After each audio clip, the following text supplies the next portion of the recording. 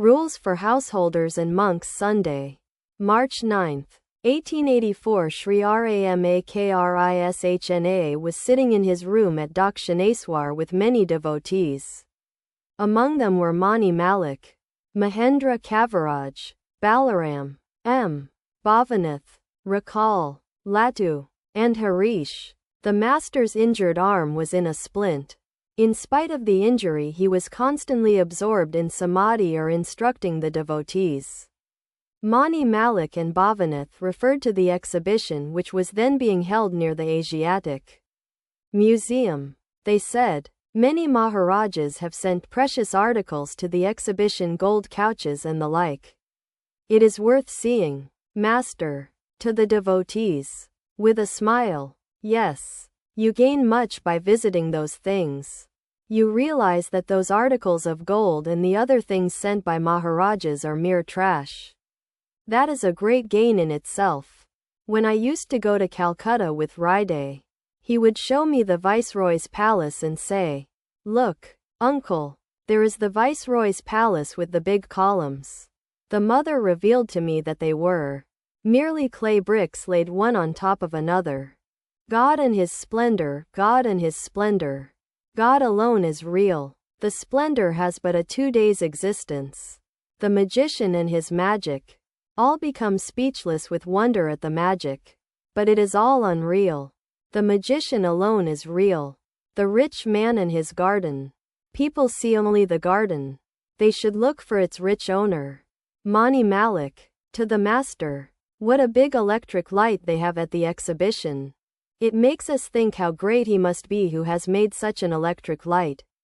Quote, "God himself has become everything." Master, to Mani, "But according to one view it is he himself who has become everything. Even those who say that are he. It is Satchidananda itself that has become all the creator. Maya, the universe, and living beings." The conversation turned to the museum. Influence of company. Master, to the devotees, "I visited the museum once. I was shown fossils. A whole animal has become stone. Just see what an effect has been produced by company. Likewise, by constantly living in the company of a holy man one verily becomes holy." Mani, smiling, "Had you visited the exhibition only once, we could receive instruction for 10 or 15 years. Master, with a smile, "How so? You mean illustrations?" Balaram, "No, you shouldn't go. Your arm won't heal if you go here and there." Master, "I should like to have 2 pictures. One of a yogi seated before a lighted log, and another of a yogi smoking hemp and the charcoal blazing up as he pulls.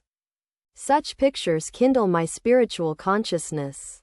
As an imitation fruit awakens the idea of a real one."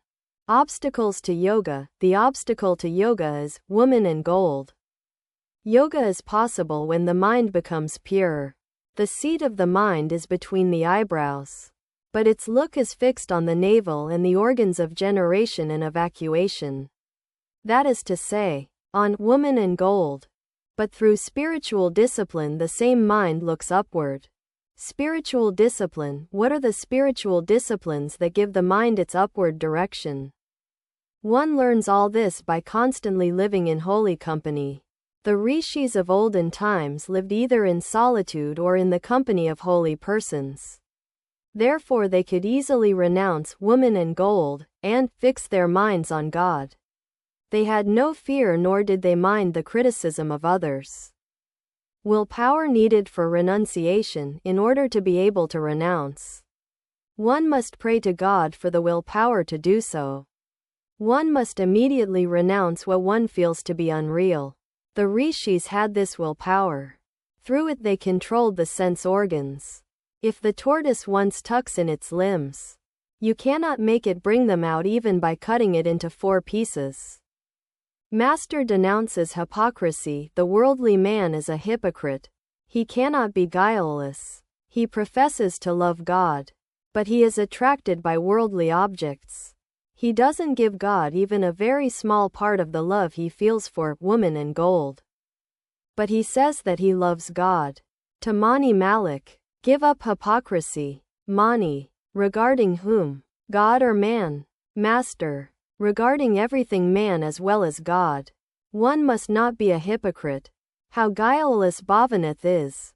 After his marriage he came to me and asked, "Why do I feel so much love for my wife?" Alas! He is so guileless. Isn't it natural for a man to love his wife? This is due to the world bewitching Maya of the Divine Mother of the universe.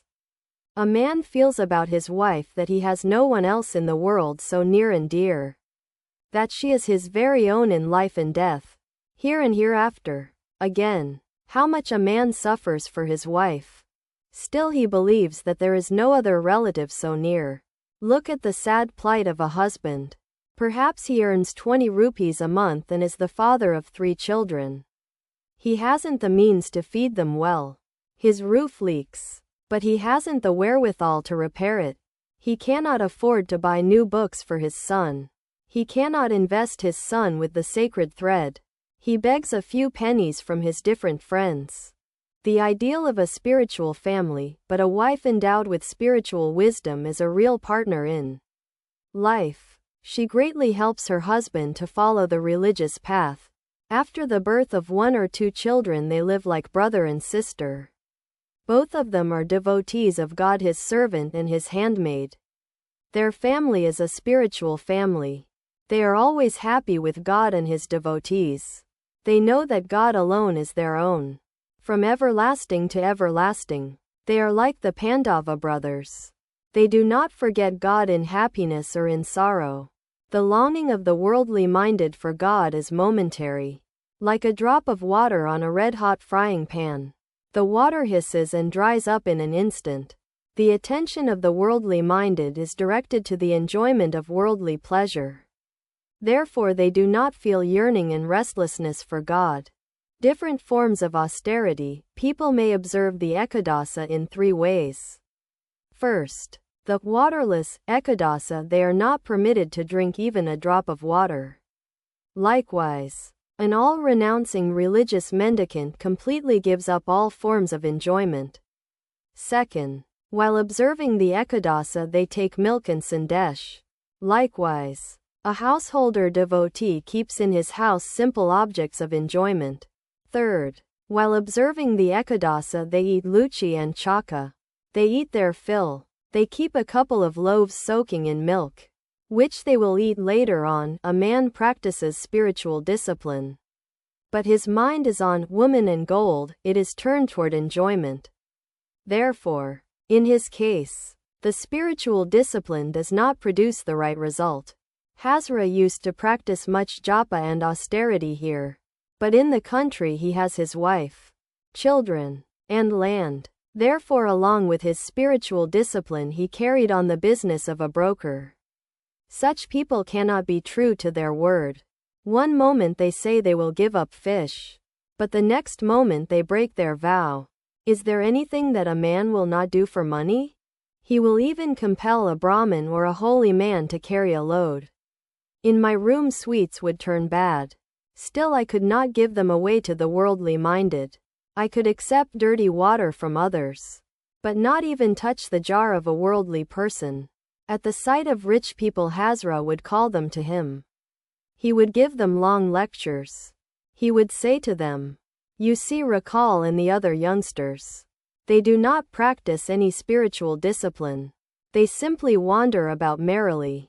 A man may live in a mountain cave, smear his body with ashes, observe fasts, and practice austere discipline. But if his mind dwells on worldly objects, on woman and gold, I say, shame on him. But I say that a man is blessed indeed who eats, drinks, and roams about, but who keeps his mind free from woman and gold." Pointing to Mani Malik, there is no picture of a holy man at his house. Divine feeling is awakened through such pictures. Manilal. Yes, there is. In one room there is a picture of a pious Christian woman engaged in prayer. There is another picture in which a man holds to the hill of faith. Below is an ocean of immeasurable depth. If he gives up his hold on faith, he will drop into the bottomless water. There is still a third picture. Several virgins are keeping vigil, feeding their lamps with oil in expectation of the bridegroom. A sleeping virgin is by their side. She will not behold the bridegroom when he arrives. God is described here as the bridegroom. Master. Smiling. That's very nice. Manilal. I have other pictures too, one of the tree of faith, and another of sin and virtue. Master. To Bhavanath. Those are good pictures. Go to his house and see them. The master remained silent a few minutes. Sin and repentance. Master. Now and then I reflect on these ideas and find that I do not like them. In the beginning of spiritual life, a man should think about sin and how to get rid of it. But when, through the grace of God, devotion and ecstatic love are awakened in his heart, then he altogether forgets virtue and sin. Then he leaves the scriptures and their injunctions far behind. Thoughts of repentance and penance do not bother him at all. It is like going to your destination along a winding river. This requires great effort and a long time. But when there is a flood all around, then you can go straight to your destination in a short time. Then you find the land lying under water deep as a bamboo pole. In the beginning of spiritual life, one goes by a roundabout way. One has to suffer a great deal. But the path becomes very easy when ecstatic love is awakened in the heart. It is like going over the paddy field after the harvest is over. You may then walk in any direction. Before the harvest you had to go along the winding bach. But now you can walk in any direction. There may be stubble in the field, but you will not be hurt by it if you walk with your shoes on. Just so, an aspirant does not suffer if he has discrimination, dispassion, and faith in the Guru's words. Quote, Rules for concentration. Manilal. To the master. Well, what is the rule for concentration? Where should one concentrate? Master. The heart is a splendid place. One can meditate there or in the Sahasrara. These are rules for meditation given in the scriptures. But you may meditate wherever you like. Every place is filled with Brahman consciousness. Is there any place where it does not exist? Narayana. In Vali's presence, covered with 2 steps the heavens, the earth, and the interspaces. Is there then any place left uncovered by God? A dirty place is as holy as the bank of the Ganges. It is said that the whole creation is the Virat, the universal form of God. 2 forms of meditation. There are 2 kinds of meditation. One on the formless God and the other on God with form. But meditation on the formless God is extremely difficult. In that meditation you must wipe out all that you see or hear. You contemplate only the nature of your inner self. Meditating on his inner self, Shiva dances about. He exclaims, "What am I? What am I?" This is called the Shiva Yoga. While practicing this form of meditation, one directs one's look to the forehead. It is meditation on the nature of one's inner self after negating the world. Following the Vedantic method of neti. There is another form of meditation, known as the Vishnu Yoga. The eyes are fixed on the tip of the nose. Half the look is directed inward and the other half outward. This is how one meditates on God with form. Sometimes Shiva meditates on God with form and dances. At that time he exclaims, "Rama, Rama," and dances about. Quote, Meaning of Om. Sri Ramakrishna then explained the sacred word, Om, and the true knowledge of Brahman and the state of mind after the attainment of Brahmajnana. Master. The sound Om is Brahman. The rishis and sages practiced austerity to realize that sound Brahman. After attaining perfection, one hears the sound of this eternal word rising spontaneously from the navel. What will you gain? Some sages ask. By merely hearing this sound? You hear the roar of the ocean from a distance. By following the roar you can reach the ocean. As long as there is the roar, there must also be the ocean. By following the trail of Om you attain Brahman, of which the word is the symbol. That Brahman has been described by the Vedas as the ultimate goal. But such vision is not possible as long as you are conscious of your ego. A man realizes Brahman only when he feels neither I nor you, neither one nor many. Think of the sun and of 10 jars filled with water. The sun is reflected in each jar. At first you see one real sun and 10 reflected ones. If you break 9 of the jars, there will remain only the real sun and one reflection. Each jar represents a jiva. Following the reflection, one can find the real sun. Through the individual soul, one can reach the Supreme Soul. Through spiritual discipline, the individual soul can get the vision of the Supreme Soul. What remains when the last jar is broken cannot be described. Ignorance, knowledge, and supreme wisdom. The jiva at first remains in a state of ignorance. He is not conscious of God, but of the multiplicity. He sees many things around him. On attaining knowledge, he becomes conscious that God dwells in all beings. Suppose a man has a thorn in the sole of his foot. He gets another thorn and takes out the first one. In other words, he removes the thorn of ajnana, ignorance, by means of the thorn of jnana, knowledge. But on attaining vijnana, he discards both thorns, knowledge and ignorance. Then he talks intimately with God day and night. It is no mere vision of God. He who has merely heard of milk is ignorant. He who has seen milk has knowledge. But he who has drunk milk and been strengthened by it has attained vijnana. Thus the Master described his own state of mind to the devotees. He was indeed a Vijnani. Master. To the devotees, there is a difference between a sadhu endowed with jnana and one endowed with vijnana. The jnani sadhu has a certain way of sitting. He twirls his mustache and asks the visitor, "Well, sir, have you any question to ask?" But the man who always sees God and talks to him intimately has an altogether different nature. He is sometimes like an inert thing, sometimes like a ghoul, sometimes like a child, and sometimes like a madman. When he is in samadhi, he becomes unconscious of the outer world and appears inert. He sees everything to be full of Brahman consciousness. Therefore he behaves like a ghoul. He is not conscious of the holy and the unholy. He does not observe any formal purity. To him everything is Brahman. He is not aware of filth as such. Even rice and other cooked food after a few days become like filth. Again, he is like a madman. People notice his ways and actions and think of him as insane.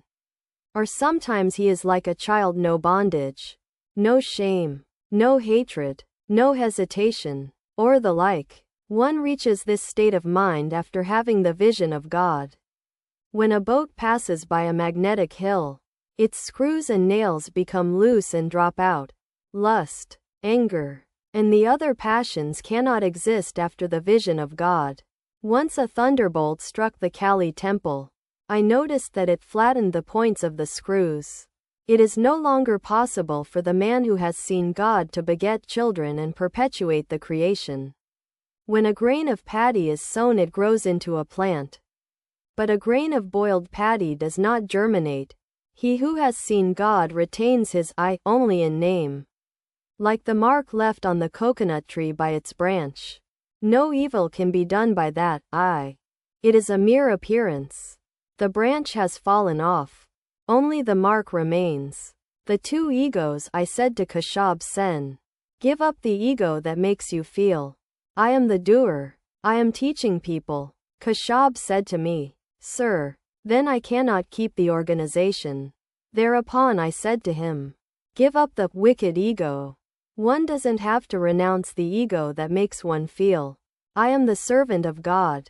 I am his devotee. One doesn't develop the divine ego as long as one retains the wicked ego. If a man is in charge of the storeroom, the master of the house doesn't feel responsible for it. God's manifestation through man. To the devotees, you see, my nature is changing on account of this injury to my arm.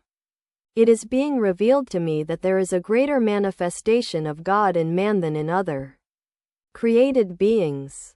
God is telling me, as it were, I dwell in men. Be merry with men. Among men God manifests himself in a still greater degree in pure-souled devotees. That is why I feel great longing for Narendra, Rakal, and other such youngsters. One often sees small holes along the edge of a lake.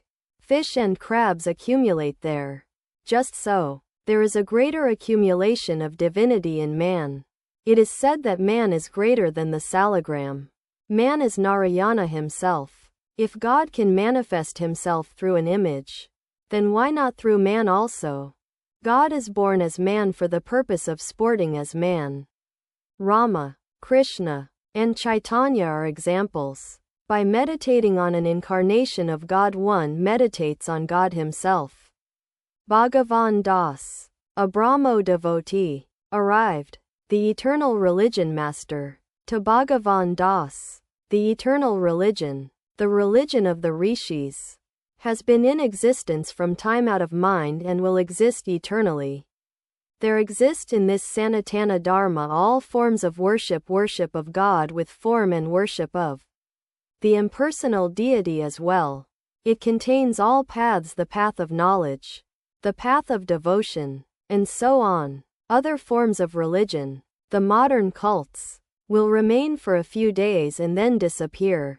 Quote, March 23, 1884. Sri Ramakrishna was sitting in his room after his midday meal with Rakal, Ram, and some other devotees. He was not quite well. The injured arm was still bandaged. But in spite of his illness, his room was a veritable mart of joy and he the center of it. Devotees thronged there daily to see the master. Spiritual talk went on incessantly, and the very air of the room vibrated with bliss. Sometimes the master would sing the name and glories of God, and sometimes he would go into samadhi, the devotees being amazed at the ease with which the master freed himself from the consciousness of the body. Ram, there is talk of Narendra's marrying Mr. R. Mitra's daughter. Narendra has been offered a large dowry. Master, smiling, yes, Narendra may thus become a leader of society or something like that. He will be an outstanding man, whatever career he follows. The master did not much encourage the conversation about Narendra. Master, to Ram, well, can you tell me why I become so impatient when I am ill? Sometimes I ask this man and sometimes that man how I may be cured. You see, one must either believe everyone or no one at all. It is God himself who has become the physicians. Therefore one must believe all of them. But one cannot have faith in them if one thinks of them as mere men. Sambhu was fearfully delirious. Dr. Sarvadakari said that the delirium was due to the strong medicine. Haladari asked the doctor to feel his pulse. The doctor said, "Let me see your eyes." "Oh, it is an enlargement of the spleen." Haladari said he had nothing of the sort. But Dr. Madhu gives good medicine. Ram, the medicine by itself does no good, though it greatly helps nature. Master, if that is so, why does opium cause constipation? Ram referred to Kashab Sen's death. Ram, you were quite right. You said that a gardener uncovers the roots of a good rose plant so that it may absorb the dew and grow stronger and healthier. The words of a holy man have been fulfilled. Master, I don't know about that. I wasn't calculating when I said it. It is you who say that. Ram, the Brahmos have published something about you in their magazine. Master, published about me? Why? Why should they write now? I eat and drink and make merry. I don't know anything else. Man teaches by God's power. I once asked Kashab, "Why have you written about me?" He said that it would bring people here. But man cannot teach by his own power. One cannot conquer ignorance without the power of God. At one time 2 men were engaged to wrestle. One of them was Hanuman Singh and the other a Musalman from the Punjab. The Musalman was a strong, stout man. He had eaten lustily of butter and meat for 15 days before the day of the wrestling match. And even on that day, all thought he would be the victor. Hanuman Singh, on the other hand, clad in a dirty cloth, had eaten sparingly for some days before the day of the match and devoted himself to repeating the holy name of Mahavir. On the day of the match he observed a complete fast. All thought that he would surely be defeated. But it was he who won, while the man who had feasted for 15 days lost the fight. What is the use of printing and advertising? He who teaches men gets his power from God. None but a man of renunciation can teach others. I am the greatest of all fools. Quote, all laugh. A devotee. Then how is it that the Vedas and the Vedanta, and many things besides, come out of your mouth? Master, smiling. During my boyhood I could understand what the sadhus read at the Lahaz house at Kamarpukur, although I would miss a little here and there. If a pundit speaks to me in Sanskrit I can follow him, but I cannot speak it myself. To realize God is the one goal of life. While aiming his arrow at the mark, Arjuna said, I see only the eye of the bird and nothing else, not the kings, not the trees, not even the bird itself. The realization of God is enough for me. What does it matter if I don't know Sanskrit? The grace of God falls alike on all his children, learned and illiterate, whoever longs for him. The father has the same love for all his children. Suppose a father has 5 children. One calls him Baba, some Ba, and some Pa. These last cannot pronounce the whole word. Does the father love those who address him as Baba more than those who call him Pa? The father knows that these last are simply too young to say Baba correctly. Since this injury to my arm a change has been coming over my mind. I have been feeling much inclined to the Naralila. It is God himself who plays about as human beings. If God can be worshipped through a clay image, then why not through a man? Once a merchant was shipwrecked. He floated to the shore of Ceylon, where Bibhishana was the king of the monsters. Bibhishana ordered his servants to bring the merchant to him.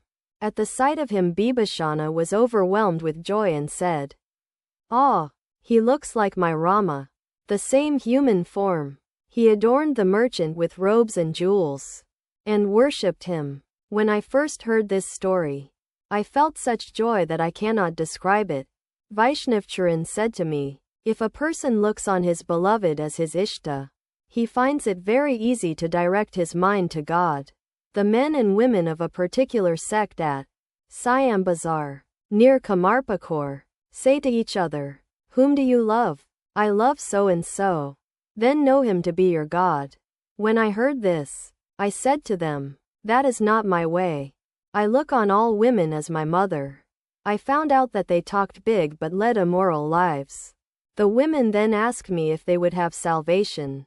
"Yes," I said, "if you are absolutely faithful to one man and look on him as your God. But you cannot be liberated if you live with 5 men." Ram. I understand that Kedar Babu has recently visited the Kartabaha's place. Master. He gathers honey from various flowers. To Ram, Nityagopal, and the others. If a devotee believes 100% that his chosen ideal is God, then he attains God and sees him. People of bygone generations had tremendous faith. What faith Haladari's father had. Once he was on the way to his daughter's house when he noticed some beautiful flowers and vilwa leaves. He gathered them for the worship of the family deity and walked back 5 or 6 miles to his own house. Once a theatrical troupe in the village was enacting the life of Rama.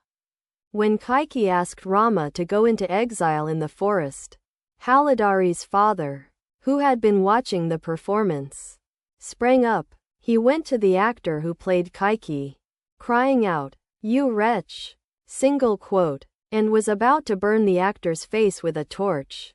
He was a very pious man.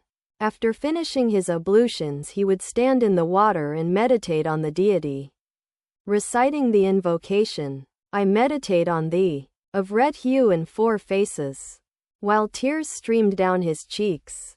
When my father walked along the lanes of the village wearing his wooden sandals, the shopkeepers would stand up out of respect and say, "There he comes."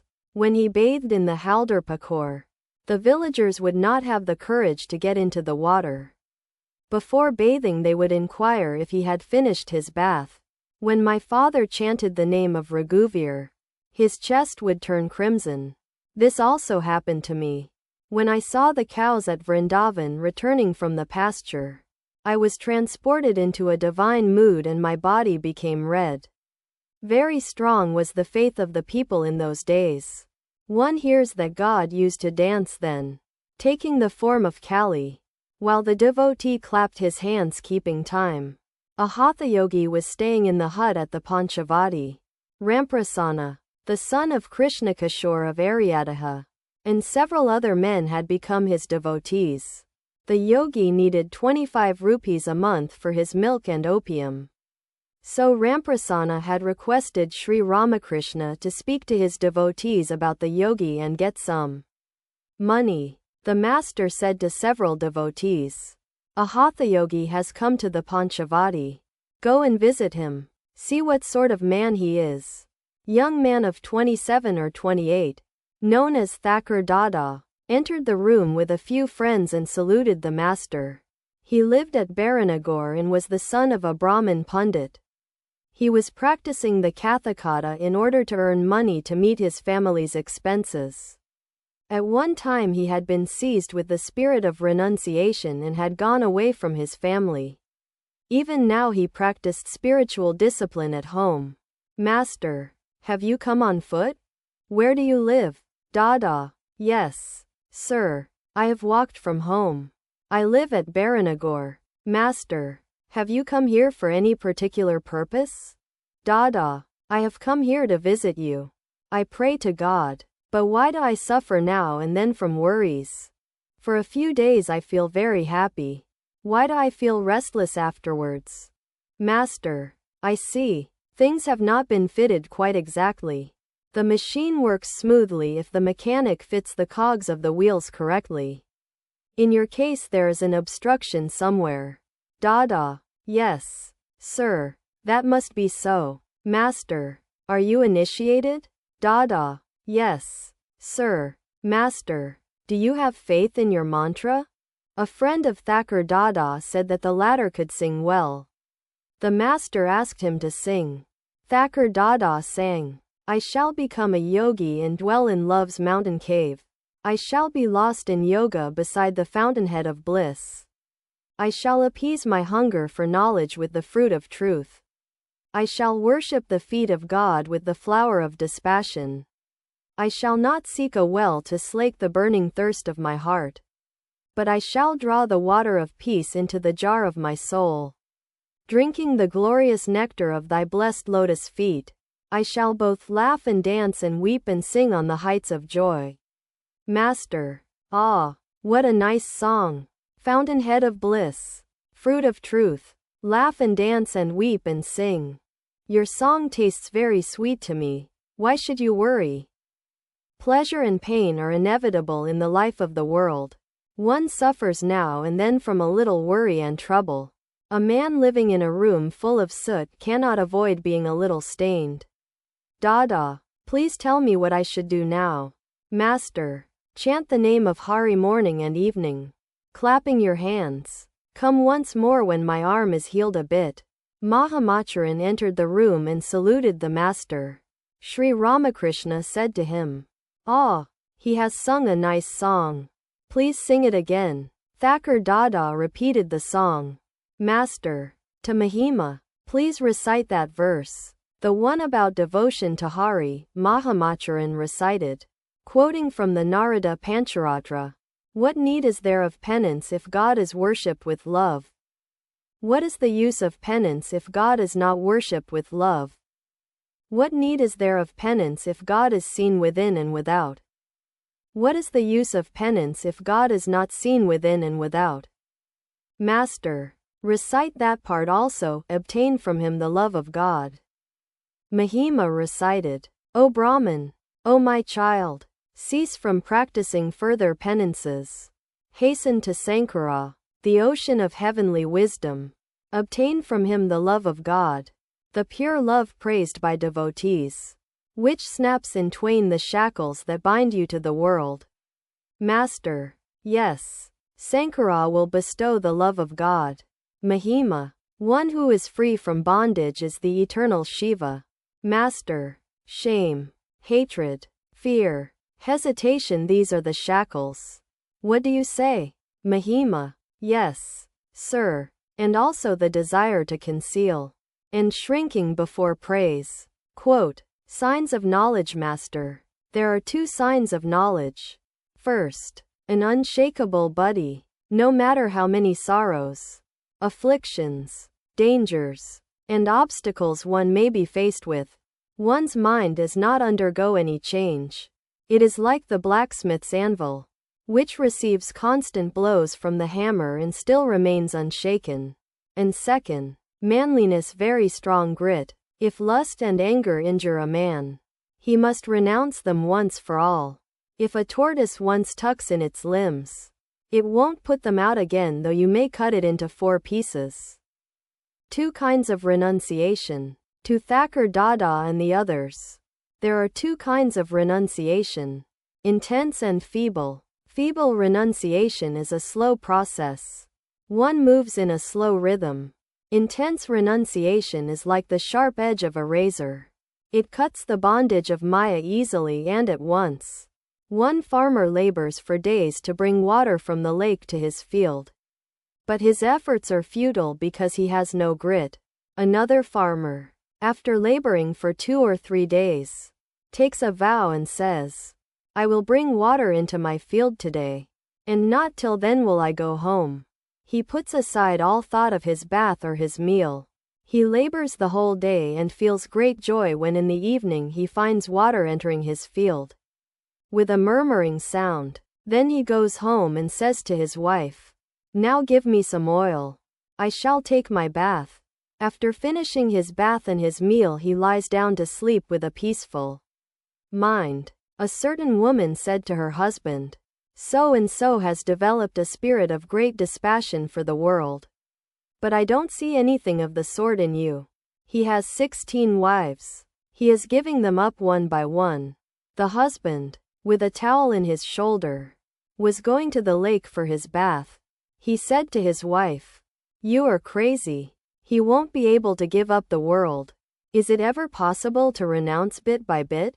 I can renounce. Look, here I go. He didn't stop even to settle his household affairs.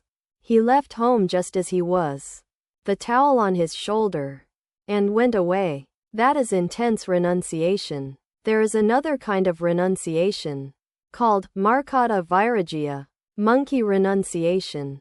A man, harrowed by distress at home, puts on an ochre robe and goes away to Benares. For many days he does not send home any news of himself. Then he writes to his people, Don't be worried about me. I have got a job here. There is always trouble in family life. The wife may be disobedient. Perhaps the husband earns only 20 rupees a month. He hasn't the means to perform the rice-eating ceremony for his baby.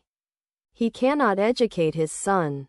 The house is dilapidated. The roof leaks and he hasn't the money to repair it. Advantage of a householder's life. Therefore, when the youngsters come here, I ask them whether they have anyone at home. To Mahima, why should householders renounce the world? What great troubles the wandering monks pass through. The wife of a certain man said to him, You want to renounce the world? Why? You will have to beg morsels from 8 different homes. But here you get all your food at one place. Isn't that nice? Wandering monks, while searching for a sativrata, may have to go 6 miles out of their way. I have seen them traveling along the regular road after their pilgrimage to Puri and making a detour to find an eating place. You are leading a householder's life. That is very good. It is like fighting from a fort. There are many disadvantages in fighting in an open field. So many dangers, too. Bullets may hit you, but one should spend some time in solitude and attain knowledge. Then one can lead the life of a householder. Janaka lived in the world after attaining knowledge. When you have gained it, you may live anywhere. Then nothing matters. Malma. Sir, why does a man become deluded by worldly objects? Master. It is because he lives in their midst without having realized God. Man never succumbs to delusion after he has realized God. The moth no longer enjoys darkness if it has once seen the light. Practice of continence. To be able to realize God, one must practice absolute continence. Sages like Sukadeva are examples of an Urdhvarita. Their chastity was absolutely unbroken. There is another class, who previously have had discharges of semen but who later on have controlled them. A man controlling the seminal fluid for 12 years develops a special power. He grows a new inner nerve called the nerve of memory. Through that nerve he remembers all. He understands all. Loss of semen impairs the strength, but it does not injure one if one loses it in a dream. That semen one gets from food. What remains after nocturnal discharge is enough. But one must not know a woman. The semen that remains after nocturnal discharge is very refined. The Lahas kept jars of molasses in their house. Every jar had a hole in it. After a year they found that the molasses had crystallized like sugar candy. The unnecessary watery part had leaked out through the hole. Sannyasi's absolute self-control. A sannyasi must absolutely renounce woman. You are already involved, but that doesn't matter. A sannyasi must not look even at the picture of a woman. But this is too difficult for an ordinary man. Sa, Re, Ga, Ma, Pa, Dha, Ni are the 7 notes of the scale. It is not possible to keep your voice on Ni a long time. To lose semen is extremely harmful for a sannyasi. Therefore he must live so carefully that he will not have to see the form of a woman. He must keep himself away from a woman even if she is a devotee of God. It is injurious for him to look even at the picture of a woman. He will lose semen in a dream. If not in the waking state, a sannyasi may have control over his senses. But to set an example to mankind, he should not talk with women. He must not talk to one very long, even if she is a devotee of God. Living as a sannyasi is like observing the Ekadasa without drinking even a drop of water. There are 2 other ways of observing the day. You may eat fruit or take luchi and curry. With the luchi and curry you may also take slices of bread soaked in milk. All laugh, smiling. Absolute fasting is not possible for you. Once I saw Krishna Kishore eating luchi and curry on an Ekadasa day. I said to Ride, Ridu, I want to observe Krishna Kishore's Ekadasa. Single quote. All laugh. And so I did one day. I ate my fill. The next day I had to fast. Laughter. The devotees who had gone to the Panchavati to visit the Hathayogi came back. Master. Addressing them. Well, what do you think of him? I dare say you have measured him with your own tape. Sri Ramakrishna saw that very few of the devotees were willing to give money to the Hathayogi. Master. You don't like a sadhu if you have to give him money. Rajendra Mitra draws a salary of 800 rupees a month. He had been to Allahabad to see the Kumbh Mela.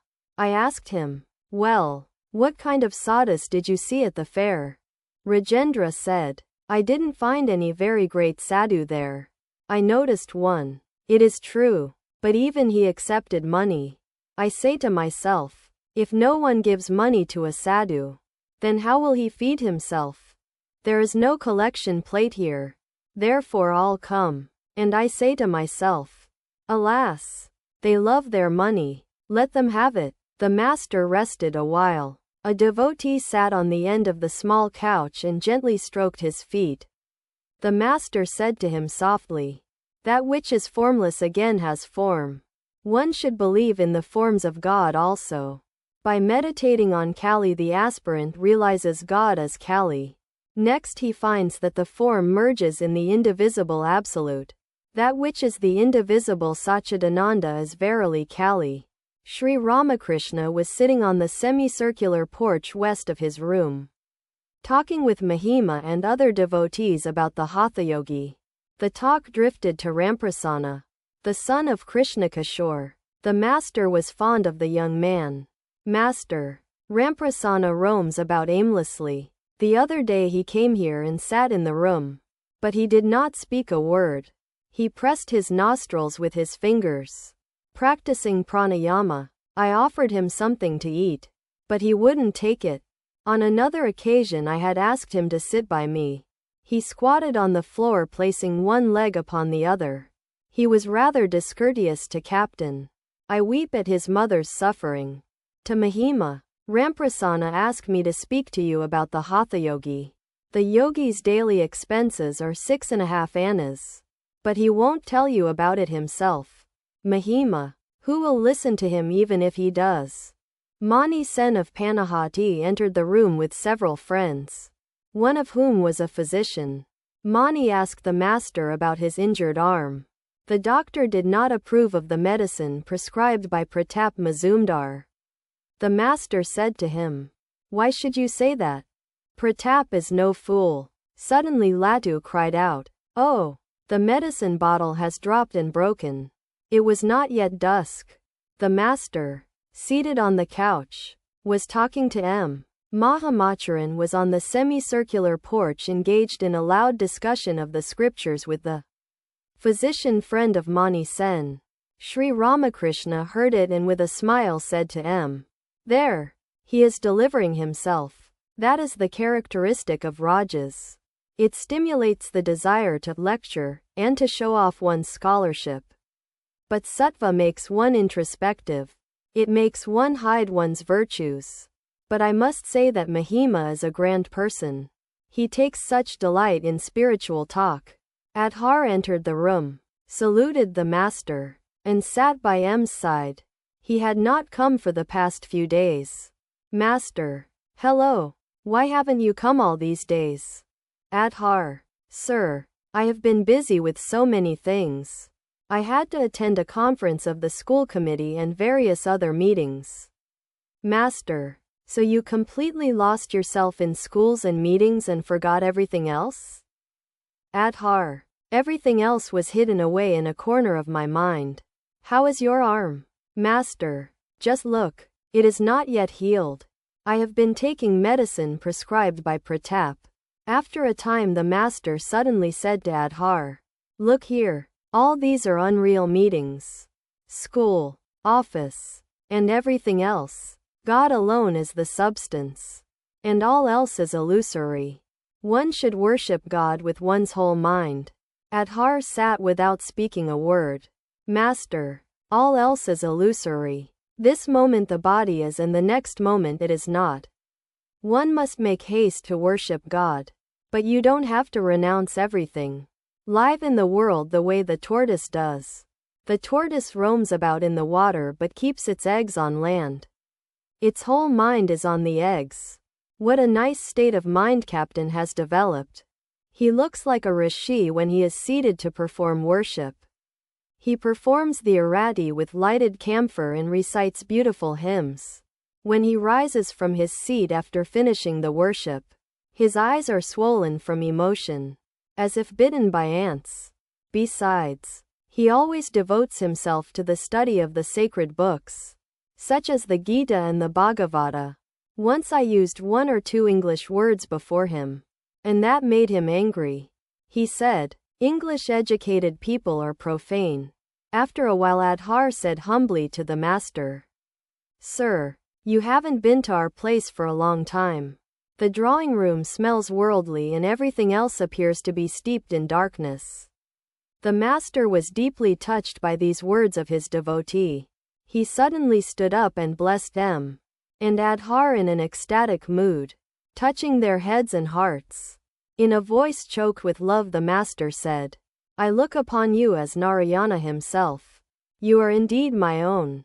Mahamacharan entered the room. Master. To Mahima. What I said about aspirants practicing continence is true. Without chastity one cannot assimilate these teachings. Once a man said to Chaitanya, "You give the devotees so much instruction. Why don't they make much progress?"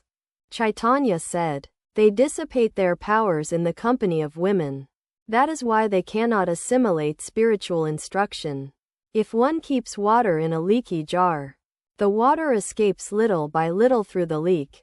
Mahima and the other devotees remained silent. After a time Mahima said, "Please pray to God for us that we may acquire the necessary strength." Master, be on your guard even now. It is difficult, no doubt, to check the torrent in the rainy season. But a great deal of water has gone out. If you build the embankment now it will stand.